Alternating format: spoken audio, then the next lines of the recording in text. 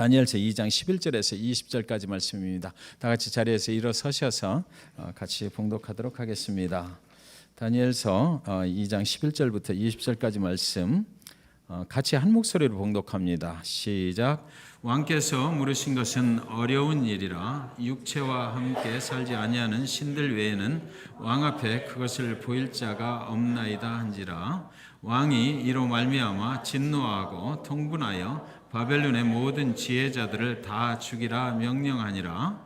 왕의 명령이 내림에 지혜자들은 죽게 되었고 다니엘과 그의 친구들도 죽이려고 찾았더라. 그때에 왕의 근의대장 아리옥이 바벨론 지혜자들을 죽이러 나가매 다니엘이 명철하고 슬기로운 말로 왕의 근의대장 아리옥에게 물어 이르되 왕의 명령이 어찌 그리 급하냐 하니 아리옥이 그 일을 다니엘에게 알림해 다니엘이 들어가서 왕께 구하기를 시간을 주시면 왕에게 그 해석을 알려드리리이다 하니라. 이에 다니엘이 자기 집으로 돌아가서 그 친구 하나냐와 미사엘과 아샤랴에게 그 일을 알리고 하늘에 계신 하나님이 이 은밀한 일에 대하여 불쌍히 여기사 다니엘과 친구들이 바벨론의 다른 지혜자들과 함께 죽임을 당하지 않게 하시기를 그들로 하여금 구하게 하니라. 이에 이 은밀한 것이 밤의 환상으로 다니엘에게 나타나 보임에 다니엘이 하늘에 계신 하나님을 찬송하니라. 다니엘이 말하여 이르되 영원부터 영원까지 하나님의 이름을 찬송할 것은 지혜와 능력이 그에게 있음이로다. 아멘. 요즘 세상에 여러 가지 이상한 일들이 많이 일어나고 있는 것 같은 느낌이 많이 듭니다. 미국 트럼프 대통령의 나이가 70이죠. 올해 70인데 그의 아내 멜라니아 트럼프의 나이가 몇이신지 혹시 아시는 분 계십니까? 46? 네. 그렇죠. 그 트럼프 대통령하고 그의 아내의 나이 차이가 몇입니까? 24살 아래의 그 젊은 여자를 아내로 맞아서 살고 있습니다. 그런데 또 프랑스의 매크론 대통령, 그죠? 이분은 나이가 39살이죠. 정말 세계 역사상에 보기 드문 일이 지금 일어나고 있는데 39살의 젊은 나이에 한 일개국의 대통령이 됐어요. 근데 이분의 처의 이름이 뭐죠? 이름은 모르세요? 저도 지금 생각이 안 나는데 그분의 아내의 나이가 어떻게 되는 줄 아십니까 혹시?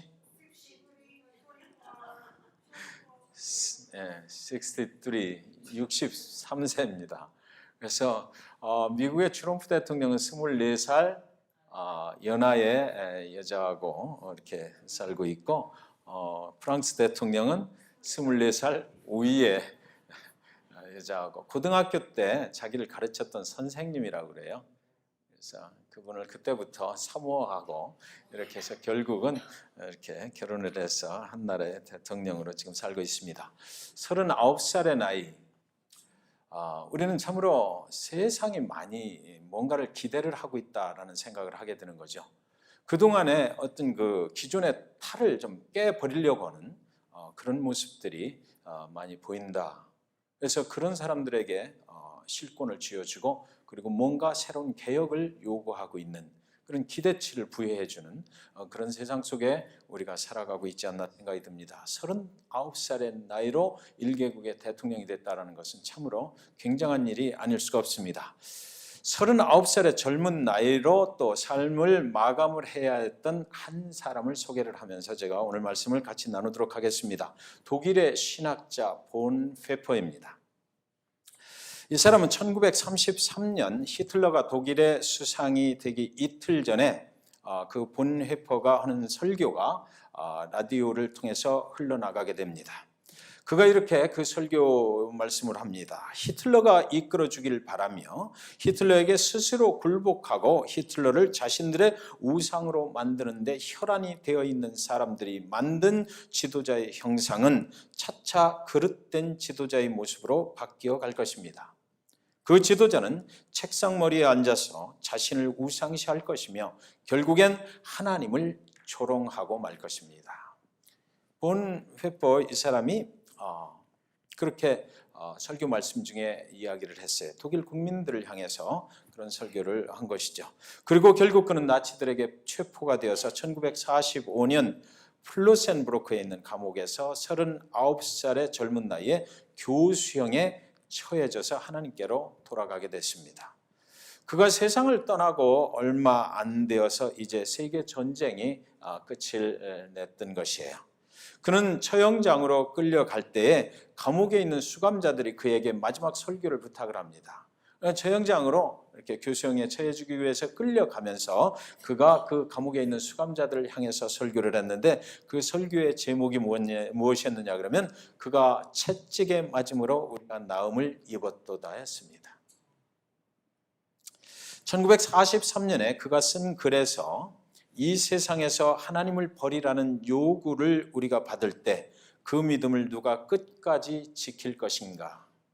자신의 전 삶을 통해서 하나님의 질문과 요구에 답하려고 노력하는 사람이 바로 믿음을 지키는 사람인데 이런 믿음의 사람은 지금 어디에 있는가? 누가 끝까지 그 믿음을 지킬 것인가? 라고 했던 것입니다. 본회퍼는 성경과 연관지어 살려하지 말라. 성경을 믿는다면 그 성경의 말씀을 역사 속에서 증언하라라는 이런 유명한 말을 남기기도 했습니다. 우리가 저와 여러분이 기독신앙을 가지고 살면서 우리는 축복된 삶을 살기를 원하고 건강이 회복되기를 원하고 재물도 많았으면 좋겠고 우리의 자녀들도 잘 됐으면 좋겠고 우리가 하고 있는 모든 삶들을 하나님께서 구체적으로 간섭해 주셔서 하나님의 능력으로 정말 이 세상에 보란 듯이 잘 됐으면 좋겠다라는 번영신학의 그런 신앙을 많이 가지고 있습니다. 그러나 기독교의 본질이라고 하는 것은 그 번영신학하고는 너무나 거리가 먼 것이다라는 거죠. 예수 그리스도 그분께서 우리를 위해서 우리를 구원해 주시기 위해서 그의 생명을 주고 우리를 살려주셨기 때문에 우리의 남은 평생은 이제 그분께 감사하고 하나님이 나를 살려주신 그 은혜와 감격 속에서 어떻게 하면 내가 하나님이 원하시는 그 뜻을 이루며 살 것인가, 나의 남은 평생에 나의 삶을 어떻게 그분이 원하시는 일에 내가 헌신하게 될 것인가, 그것을 생각하면서 살아가는 것, 그것이 바로 기독교의 본질이다라는 것입니다. 그것은 언제나 세상과 부딪히게 돼 있어요. 그렇다 보면 세상에서 잘 되고 정말 복된, 세상이 원하는 그런 복된 삶과는 너무나 거리가 먼 것이 기독교의 본질이라고 말씀드릴 수가 있는 것입니다. 나를 위해서 예수가 그렇게 하신 그 감사함 때문에 내가 살아가는 것, 그렇다면 나를 위해서 그렇게 하신 그 하나님이 나를 구원하시고 이제 이 세상에 나의 삶을 인도해 가실 때 나에게 원하시는 것이 무엇인가라는 거죠. 나에게 원하시는 것이 과연 그러면 내가 세상적인 그런 기준을 가지고 잘 사는 것 그것뿐일까? 그것은 아니다라는 것입니다. 하나님이 우리 개개인에게 구원받은 자들에게 원하시는 삶은 따로 있다라는 것이에요. 어떻게 하면 하나님이 원하시는 삶을 내가 살아드릴 수 있을까? 나는 변화받아야 되고 나는 하나님이 원하시는 사람으로 바뀌어야만 되고 하나님이 원하시는 그런 삶의 부분들을 내가 알고 깨닫고 그대로 살아갈 때 그것이 진정한 하나님이 원하시는 축복된 삶이다라는 것입니다. 그래서 우리가 기도하는 것은 하나님의 뜻이 이 땅에 이루어지기를 원하는 것이죠. 그걸 기도하는 것입니다. 나의 뜻이 하나님의 능력을 통해서 이 땅에 이루어지는 것이 아니라 하나님이 나에게 원하시는 뜻이 나를 통해서 하시고자 하시는 일이 나를 통해서 이 땅에 이루어지게 해달라는 것, 그것이 바로 우리의 기도의 제목이 되는 것이에요.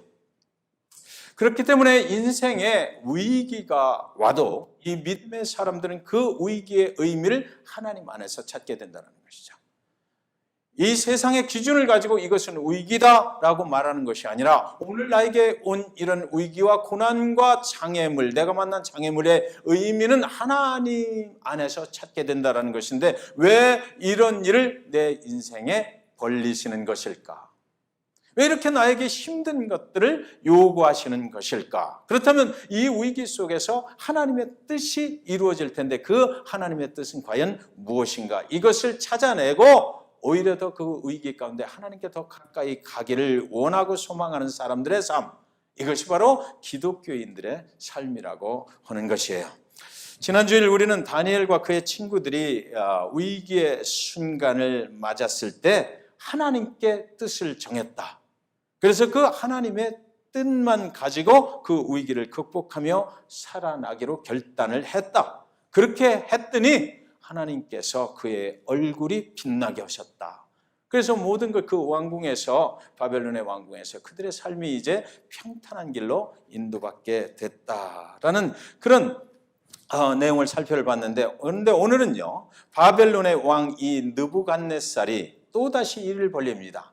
아주 황당한 일을 벌려서 그들을 곤경에 빠뜨리는 장면이 오늘 본문 말씀 속에 있어요. 다니엘서 2장 1, 2절에 보면 느부갓네살이 다스린 지 2년이 되는 해에 느부갓네살이 꿈을 꾸고 그로 말미암아 마음이 번민하여 잠을 이루지 못한지라 왕이 그의 꿈을 자기에게 알려주도록 박수와 술객과 점쟁이와 갈대와 술사를 부르라 말하며 그들이 들어가서 왕의 앞에 선지라. 참 세상의 왕의 권력이라는 것이 대단합니다. 자기가 꿈을 꿨는데 그 꿈 때문에 자기가 잠을 이루는 참 이상한 꿈을 꿨다. 내가 참 근심 걱정이 되는 그런 이상한 해괴한 그런 꿈을 꿨다.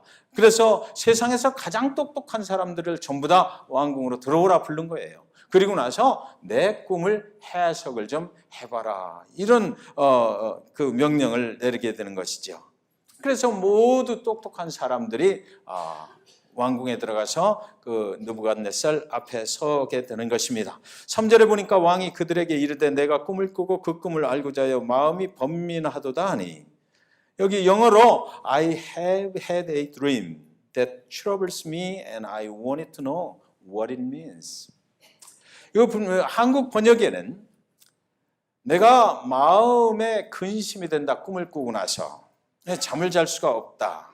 그런데 내가 그 꿈을 꾸고 그 꿈을 알고자 한다, 이렇게 되니까 무슨 얘기냐 그러면 내가 꿈을 꾸고 그 꿈을 완전히 다 잊어버렸다. 무슨 꿈을 꾼지도 모르겠는데 너희들이 맞춰봐라. 이렇게 되는 것 같은데 사실 그렇지 않습니다. 원문을 통해서 영어 번역을 이렇게 쭉 훑어보니까 그 꿈을 기억을 해요. 이 사람이 기억을 하고 있는데 너무 그 꿈의 내용이 이상야릇하고 해괴망측해서 내 기분이 굉장히 상했다 이거죠. 그러니까 너희들이 이 꿈을 해석을 할 때에 정말 그 꿈의 해석을 정확하게 하는지를 내가 보기 위해서 그 꿈이 어떤 꿈이다라고 나는 얘기를 안 하겠다. 정말로 너희들이 똑똑한 자라면 내가 어떤 꿈을 꾸었는지를 말을 하고 그리고 나서 그 꿈의 의미를 나에게 말해 줘야 된다라고 하는 거죠. 이 굉장한 어려운 문제를 지금 제시를 하고 있는 것입니다. 대개 꿈을 꾸면 그 꿈을 우리가 해몽을 이렇게 해보고 싶잖아요. 그래서 참 이빨이 빠진 꿈, 저도 가끔 꿉니다만은 목회자도 그 꿈을 이상한 꿈을 꾸고 나면 혹시 우리 집안에 무슨 불안한 이상한 일이 해괴망측한 일이 생기는 것 아닌가 하고 인터넷으로 쳐보고도 그래요. 그러면 주변에 있는 사람들이 죽을 것이다, 조심해야 된다, 이런 일들이 나오거든요. 그럼 그것이 사실이 아닌 줄을 알면서도 그 해몽을 좀 해보고 싶은 그런 마음이 생기더라고요. 그런데 이 왕이 지난밤에 꾼 꿈은 굉장히 그 해괴망측한 그런 꿈이었던 것 같아요. 그래서 그 꿈의 전체를 이야기를 해주지 않고 그 모든 똑똑한 박사들을 다 불러서 그 꿈을 해몽을 해달라고 부탁을 하는 것이에요. 먼저 내가 꾼 꿈의 내용을 먼저 말해달라는 것이죠. 무슨 꿈을 내가 꿨는지를 얘기를 하고 그 의미를 말해야 한다는 것이었습니다. 정말 어떻게 보면 말도 안 되는 황당한 그런 소리를 하고 있는 것이에요. 꿈 해몽이 어떻게든 할 수 있겠지만 그러나 어떻게 남이 꾼 꿈이 무슨 꿈인지 그것을 알려줄 수가 있겠느냐고요. 아무리 똑똑한 사람일지라도 그렇지 않습니까? 10절 11절에 보면 갈대아인들이 왕 앞에 대답하여 이르되 세상에는 왕의 그 일을 보일 자가 한 사람도 없으므로 어떤 크고 권력 있는 왕이라도 이런 것으로 박수에게나 술객에게나 갈대아인들에게 물은 자가 없었나이다. 왕께서 물으신 것은 어려운 일이라 육체와 함께 살지 아니하는 신들 외에는 왕 앞에 그것을 보일 자가 없나이다 한지라. 그들이 말하기를 이번 일은 세상에서 해결할 수 있는 일이 아니다라는 것입니다. 세상에 아무리 똑똑한 사람일지라 하더라도 당신이 꾼 꿈을 알아낼 수는 없는 것입니다. 세상의 힘으로는 할 수 없는 일이고 세상에 아무리 명철한 사람이라도 이것은 불가능한 일입니다 라는 것이에요. 바벨론에서 아무리 똑똑한 사람이라도 그 꿈의 내용이 무엇인지를 말할 사람은 찾을 수가 없을 것입니다. 성경은 지금 갈대아 술사들의 말을 통해서 하나님 외에는, 하나님과 연결된 사람 외에는, 하나님 안에서 그 능력을 받은 사람 외에는 하나님께서 알려주시지 아니하면 이 세상에 어떤 사람도 그 꿈을 알아낼 수 있는 사람은 아무도 없을 것입니다. 오직 하나님만이 그 일을 하실 수 있습니다라고 말을 하고 있는 것입니다. 사람들이 믿는 신들은 어떤 신도 그것을 말할 신이 없다. 사람이 이 세상에서 하나님 외에는 아무도 그럴 사람이 없다라는 것이에요. 그런데 드디어 느부갓네살 왕이 이 말에 분노를 하는 것입니다. 12절에 왕이 이로 말미암아 진노하고 통분하여 바벨론의 모든 지혜자들을 다 죽이라 명령하니라. 이 말도 안 되는 황당한 명령을 내려놓고 지가 또 분노하는 것은 또 무엇입니까?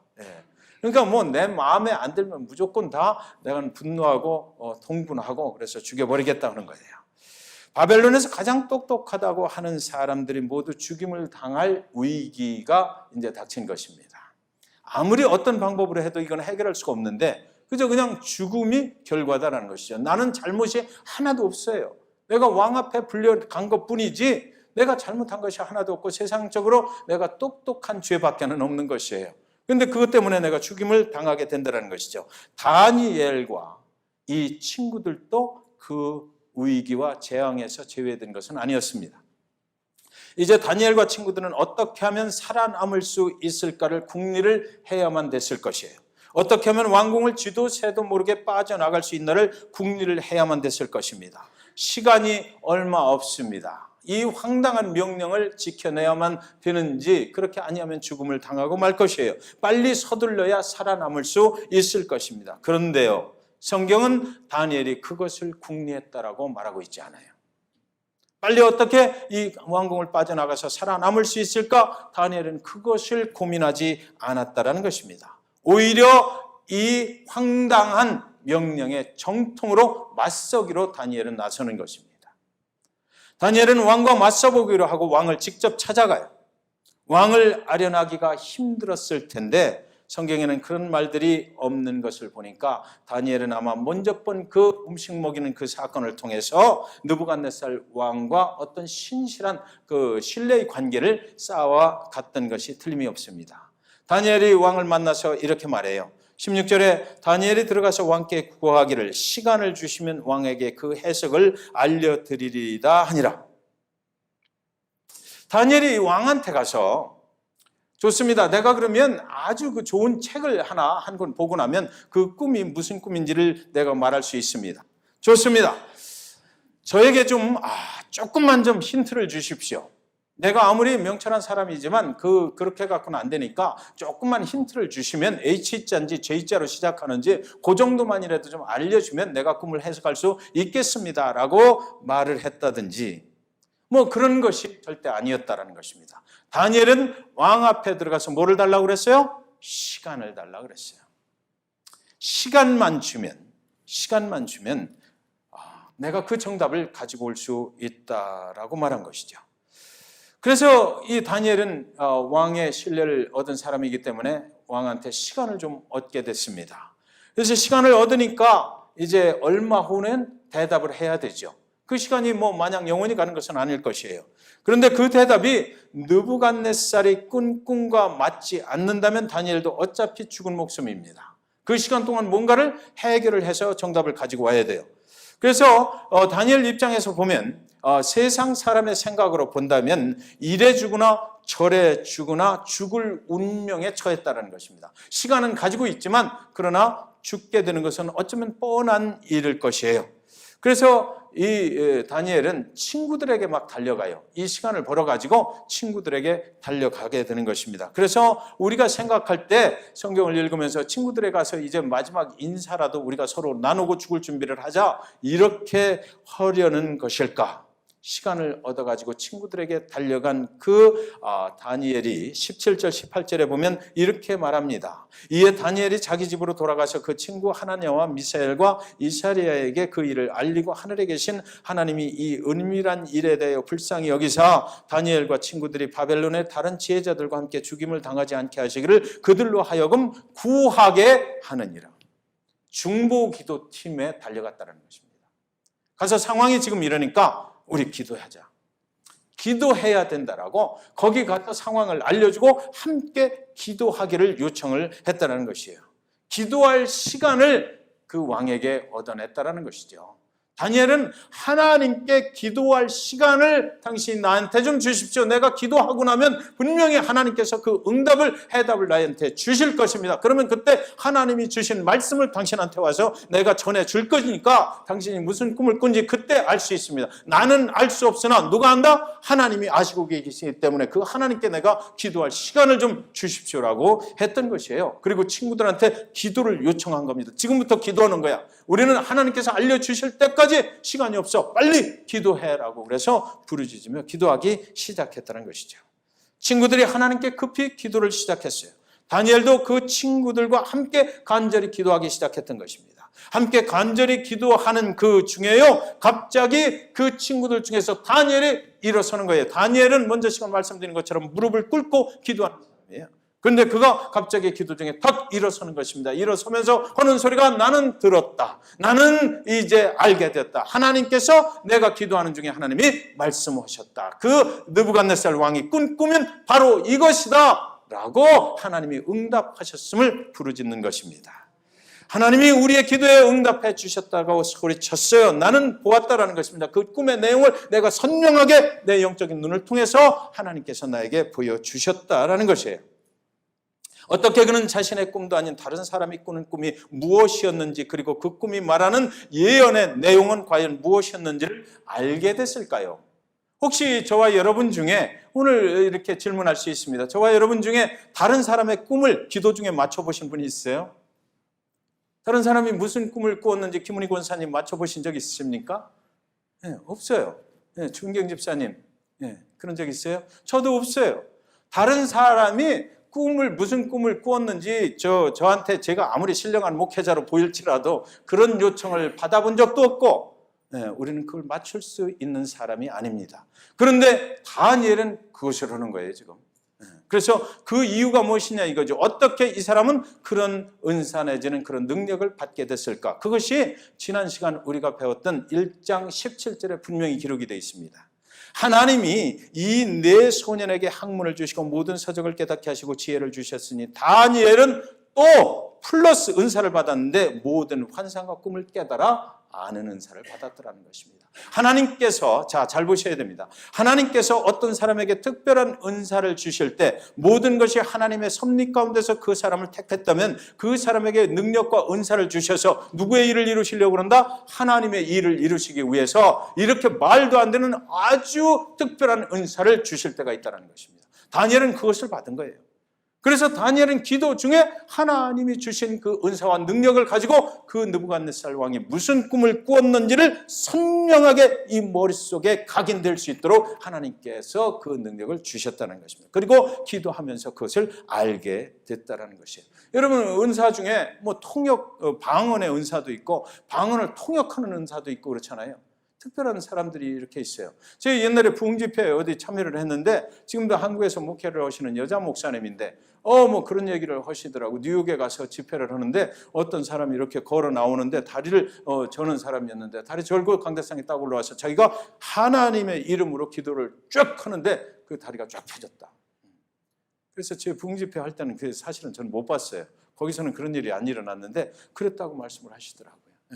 그러니까 우리 가운데 하나님이 특별한 그런 은사와 능력을 주셔서 누구의 영광을 위해서, 하나님의 영광을 위해서, 하나님의 뜻을 위해서 사용하시는 그런 특별한 사람들이 있다라는 것이에요. 다니엘이 그 중에 한 사람이었다라는 것이죠. 느부갓네살이 꿈을 꿨다 이렇게 되는데, 잘 정리를 해보면 하나님께 뜻을 정합니다. 다니엘과 그 세 친구가 하나님께 뜻을 정하고, 다니엘에게는 그렇게 환상과 꿈을 볼 수 있는 그런 특별한 능력을 주시고, 그리고 나서 그 신통방통한 능력을 주신 그 다음에 일어나는 사건이 뭐예요? 느부갓네살 왕의 꿈을 해석해달라는 거죠. 그러니까 저와 여러분이 만약 다니엘의 세 친구가 됐다든지 그 왕궁에 있었다든지 아니면 다니엘이었다라고 생각을 해보면 지금 기가 막히게 하나님의 역사가 나를 통해서 일어나고 있는 걸 느낄 수 있는 거예요. 하나님께서 나에게 그런 결단을 할 수 있도록 하시더니, 그러더니 또 하나님께서 그 결단 후에 나에게 그런 은사를 주시더니 그 다음에 사건이 딱 터지는 걸 보니까 다니엘의 생각이 무슨 생각이 들어? 하나님이 터치시네. 내 은사를 사용할 수 있는 그런 기회를 주시네라는 거죠.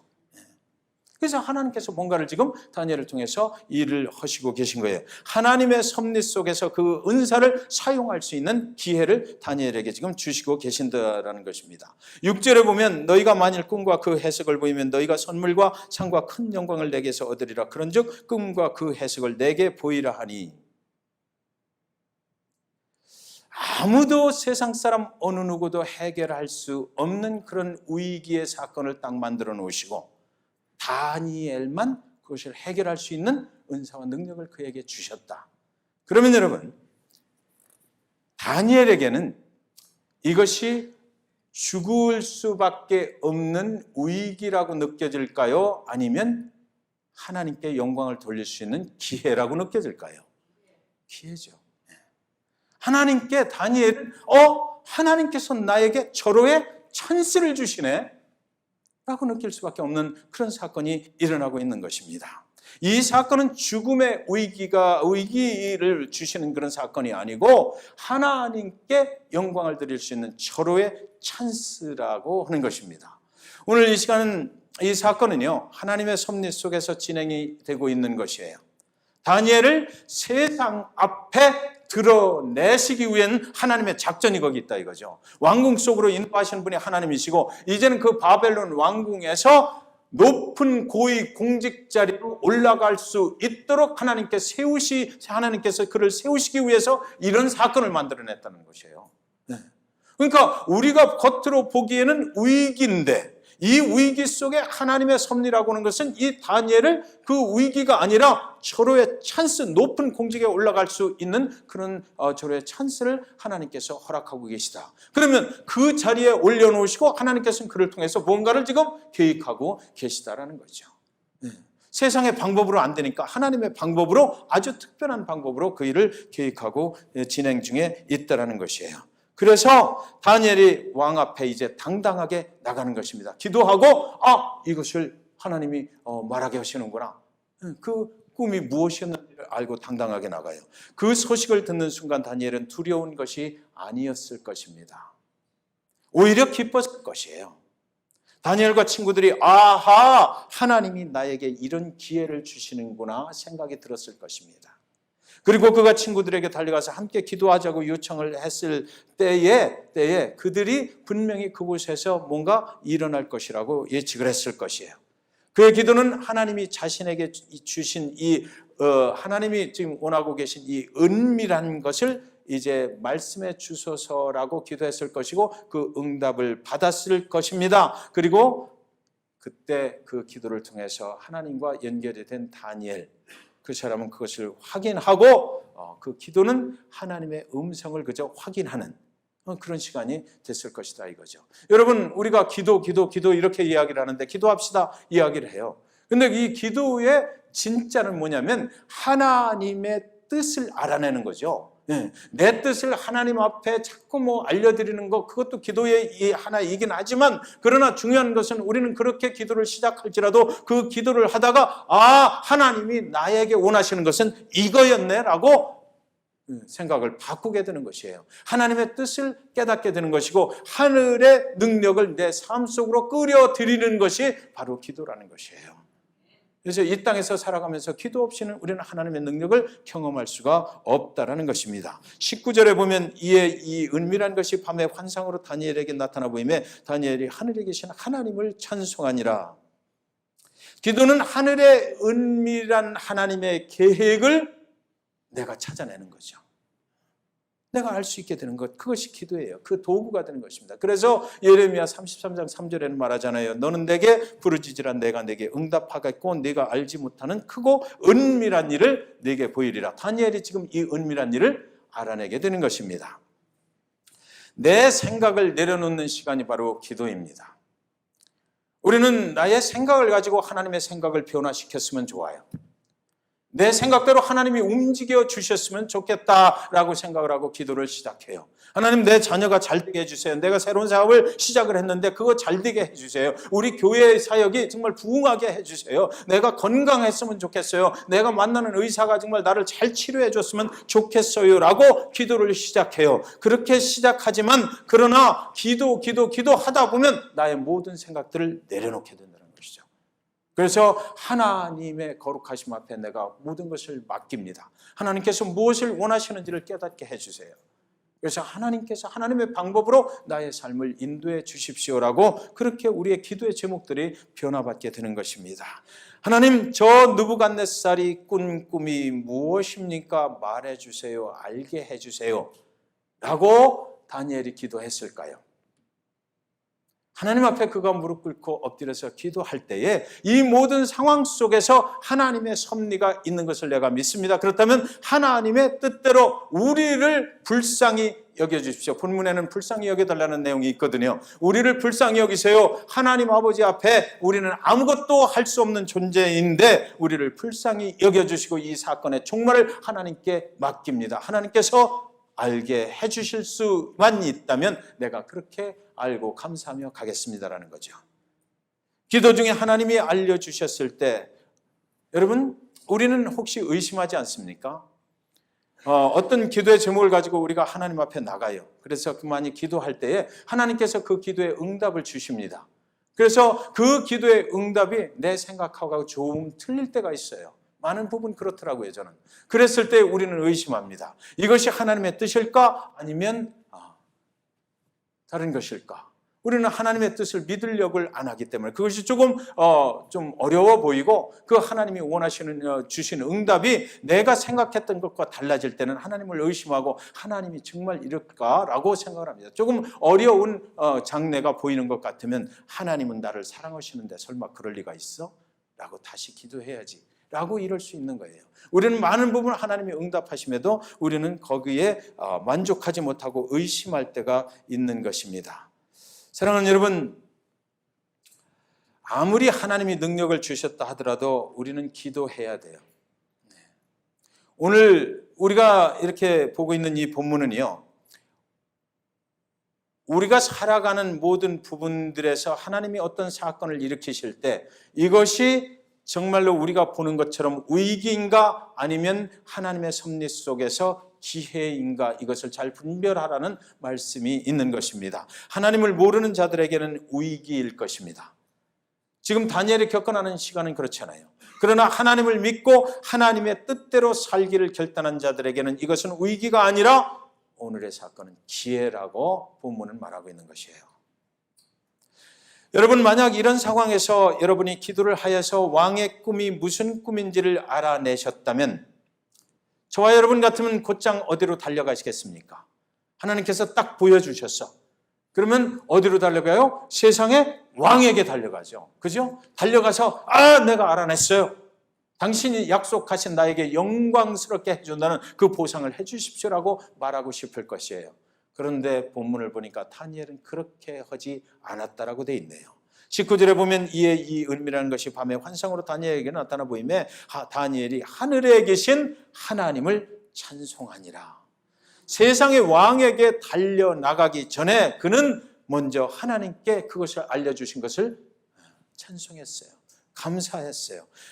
다니엘이 말하여 이르되 20절에 보면 영원부터 영원까지 하나님의 이름을 찬송할 것은 지혜와 능력이 그에게 있음이로다. 21절에 그는 때와 계절을 바꾸시며 왕들을 펴하시고 왕들을 세우시며 지혜자에게 지혜를 주시고 총명한 자에게 지식을 주시는도다. 22절에 그는 깊고 은밀한 일을 나타내시고 어두운 데에 있는 것을 아시며 또 빛이 그와 함께 있도다. 23절에도 나의 조상들의 하나님이여 주께서 이제 내게 지혜와 능력을 주시고 우리가 주께 구한 것을 내게 알게 하셨사오니 내가 주께 감사하고 주를 찬양하이다. 곧 주께서 왕의 그 일들을 내게 보이셨나이다 하니라. 여러분, 이게 지금 20절에서부터 23절까지 그 왕의 하나님의 응답을 받고 계속 감사합니다, 찬양합니다, 뭐 이런 일이 계속되고 있는데, 이것은 지금 왕 앞에 나아가는 다니엘의 입장으로서 볼 때 지금 시각을 다투고 있잖아요. 지금 늦게 오면 다 죽임을 당할 수도 있어요. 그런데도 불구하고 이는 하나님 앞에서 시간을 끌고 있는 것입니다.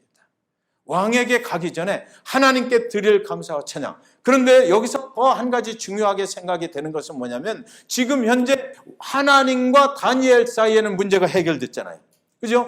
다니엘의 기도에 하나님께서 응답해 주셔서 느부갓네살의 꿈이 분명히 이거다라고 다니엘은 확신을 해요. 그런데 과연 여러분이 그 다니엘이었다면 지금 하나님이 주신 이 꿈의 내용이 정말로 느부갓네살이 꾼 꿈일 거라고 생각할 수 있잖아요. 저와 여러분과 다니엘이 다른 점이 바로 이거다 이거죠. 우리가 믿음이 있어요. 그래서 하나님께서 응답해 주셨어요. 그 느부갓네살의 꿈은 이거야라고. 그랬을 때 저 같으면 야, 정말 이게 맞을까? 의심할 것 같아요. 느부갓네살 왕 앞에 가서 당신이 꾼 꿈이 이거지라고 했을 때 느부갓네살이 아닌데 이럴 수도 있지 않나 라는 그런 의심을 할 수 있을 것 같아요. 그런데 성경은 다니엘은 절대 그러지 않았다는 거죠. 하나님과의 관계 속에서 얼마나 그 확신을 갖고 살았으면 다니엘은 절대로 하나님이 주신 것을 절대로 의심하지 않았다는 거예요. 그래서 느부갓네살한테 가서 너 이거 꿨지라고, 이런 꿈 꿨지라고 맞춰보기 전에 확답을 느부갓네살 세상의 왕한테 듣기 전에 하나님과의 관계 속에서 확신을 갖고 먼저 하나님 감사합니다, 하나님께 영광 찬송 감사를 다 드렸다는 것이죠. 이것이 믿음의 사람 다니엘이 저와 여러분하고 다른 점이 아닐까. 우리도 믿음의 길을 가요. 하나님의 응답을 받으면서 우리도 살아요. 그런데 우리는 약간 의심하거든. 하나님께서 응답해 주셔도 그 의심을 할 때가 있단 말이죠. 다니엘은 그러지 않았어요. 감사하고 찬송하고 계속해서 그렇게 했던 것이에요. 28절에 오직 은밀한 것을 나타내시리는 하늘에 계신 하나님이시라. 그가 느부갓네살 왕에게 후일에 될 일을 알게 하셨나이다. 왕의 꿈 곧 왕이 침상에서 머릿속으로 받은 환상은 이러하니이다 라고 가서 이제 내가 알아냈다라고 하는 것이 아니고, 여기 보면 누가 알아냈다고요? 하늘에 계신 하나님이시라. 그래서 내가 알았다라고 하지 않고 하나님을 높여드리는 것입니다. 그러므로 다니엘에게는 이 다니엘이 했던 그 기도의 시간은 아마 기뻤을 것입니다. 기뻤을 것이에요. 세상에서 상황이 벌어지면 시간을 얻어서 꼭 기도해야 됩니다. 세상 일이 우리는 바쁘다고 얘기해요. 저와 여러분의 인생이 은밀한 하나님의 역사가 필요하지 않습니까? 하나님 안에서 무언가를 꼭 확인하고 가야 되는 우리의 불확실한 미래는 어떻게 하면 좋을까요? 그런데도 불구하고 기도하지 아니하고 우리의 어떤 불확실한 미래를 향해서 우리는 막 발걸음을 내 스스로 옮기고 있지는 않은지 살펴보시기 바랍니다. 은밀한 중에 말씀하시는 하나님의 음성을 들어야만 합니다. 하나님은 기도하는 자의 기도에 귀를 기울이시며 기도하는 자의 기도에 응답하시기 때문에 우리 믿는 자들은 꼭 먼저 기도해야만 되는 거예요. 하나님의 기도에 응답을 받으신 후에는 곧장 하나님을 찬송하시고 감사와 영광을 응답하신 하나님께 돌려라 라고 오늘 본문은 말씀하고 있는 것입니다. 이제 바벨론의 왕 느부갓네살이 다니엘에게 이렇게 말합니다. 2장 47절에 왕이 대답하여 다니엘에게 이르되 너희 하나님은 참으로 모든 신들의 신이시오 모든 왕의 주제시로다. 네가 능히 이 은밀한 것을 나타냈으니 네 하나님은 또 은밀한 것을 나타내시는 이로다. 여기 하나님의 사람 다니엘을 하나님이 부르셨고 그 결단하게 하고 하나님만 쳐다보게 하셨고, 그리고 나서 이 오늘의 사건을 통해서 지금 바벨론의 왕 느부갓네살 왕이 누구를 믿겠다고 하는 거예요? 지금 하나님을 믿겠다고 하는 것입니다. 정말 신은 하나님, 내가 믿는 하나님이시구나. 저와 여러분 하나님 앞에 선택받아서 구원에 이르게 하시고 영원한 생명의 길로 인도해 가실 때, 이 잭슨빌에서 삶의 터전을 트고 하나님이 인도해 가실 때 저와 여러분을 통해서 하나님이 하나님 되심을 누구에게 보여라? 세상에 아직도 예수 그리스도를 모르고 살아가는 사람들에게 보여라라는 것이죠. 그것이 하나님의 뜻이다라는 것입니다. 우리를 부르시는 하나님의 뜻은 바로 그거예요. 저와 여러분을 통해서 세상에 아직도 예수 그리스도를 모르고 하나님을 모르고 살아가는 사람들 앞에 하나님은 하나님이신 것을 보여주라는 것이죠. 그러니까 우리가 저와 여러분이 세상 사람들과 똑같은 삶을 살아가는 이런 일은 절대로 일어나지 않을 것이다. 세상 사람들과 구별되어서 하나님만 믿고 하나님만 신뢰하고 하나님이 주시는 능력과 그 은사를 가지고 살아나갈 때 내 삶에 먼저 그 하나님이 주시는 능력이 나타나고 내가 보는 것, 내가 생각하는 것, 이런 것들이 하나님의 관점으로 변화받았고, 그래서 세상 사람들이 나의 삶을 볼 때에 네가 믿는 하나님은 정말 살아계시구나, 이것을 우리가 나타낼 수가 있게 된다는 것입니다. 말씀 정리합니다. 이 다니엘은요, 다니엘서 1장 21절에 보면 다니엘은 고레스 왕 원년까지 있으니라 이랬어요. 이 말씀을 잘 볼 필요가 있어요. 이 고레스 왕은 이 바벨론 1차 포로로 다니엘이 잡혀갔잖아요. 다니엘이 이제 잡혀갑니다, 바벨론으로. 그리고 나서 이 바벨론이 나중에 영원까지 간 것이 아니라 페르시아에 멸망당해요. 그리고 나서 고레스 왕이, 페르시아의 왕이 이제 세워질 때 그 고레스 왕이 세워지는 것입니다. 그때까지 다니엘이 그 왕궁에서 일했다라는 것이거든요. 그러니까 쭉 계산을 해보면 67년 동안을 이 사람이 그 바벨론의 왕궁에서 공직에 머무르게 되는 것입니다. 그런데 이 고레스 왕이 무슨 일을 하냐면 고레스 칙령을 발표를 해. 그래가지고 그때 그 고레스 칙령 속에, 저 두루마리 속에 적혀 있는 것을 보면 뭐라고 적혀 있느냐면, 유대인들은 유대 땅으로 돌아가라, 예루살렘에 가서 너희 성전을 건축하라. 이게 말이나 되는 소리냐고요. 이방 나라의 왕이, 유대 나라 하나님을 믿는 백성들은 이제 해방이다, 그러니까 너희 나라로 돌아가라. 그리고 다니엘서 1장 2절에 나왔던, 그때 포로로 잡혀올 때 그 성전의 모든 기기들을 다 가져왔거든요. 뺏어왔어요. 그것을 창고에 넣어뒀던 것을 이 고레스 왕께서 그 칙령을 발표하면서 그 성전 기기들도 전부 다 가지고 가라라고 자기 하인에게 그것을 부탁해서 돌려보내는 일이 벌어지는 것입니다. 자, 그렇다면 다니엘의 일생이 15살에 포로로 붙잡혀와서 3년 동안 훈련을 받고 18살부터 고위 공직에 올라가, 그래가지고 그곳에서 67년을 보내게 돼요.